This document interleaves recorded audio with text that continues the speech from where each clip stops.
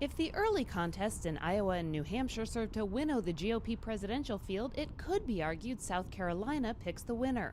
This southern state has accurately chosen the party's eventual nominee in every Republican primary since 1980. We have been pretty successful at picking winners, and I think it reflects this dynamic. The first two races are pretty homogenous and predictable. Candidates get here, the race is tougher in some ways, and it becomes more conclusive as a result. Demographically, South Carolina is more representative than Iowa or New Hampshire of the U.S. as a whole.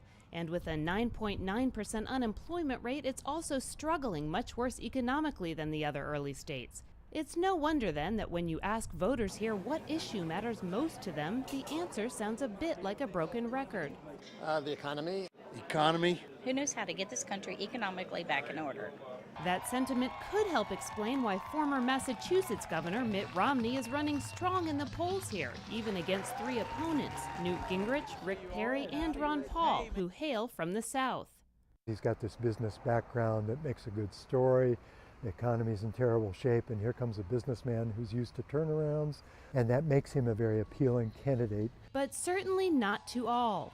In a primary race that in many ways reflects the national GOP contest, Romney has become the choice of mainstream Republicans who believe he's their best shot against President Barack Obama in November. But that's not sitting well with many of the social conservatives and evangelicals who have a loud voice in South Carolina politics. We have, strong biblical values, and so I think that's going to show up as well.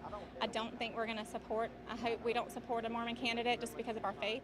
But while many conservatives are united in their opposition to Romney, they've been far from unanimous in coalescing around an alternative candidate. In principle, you would think all the conservatives could get together, but our history has suggested that's very hard.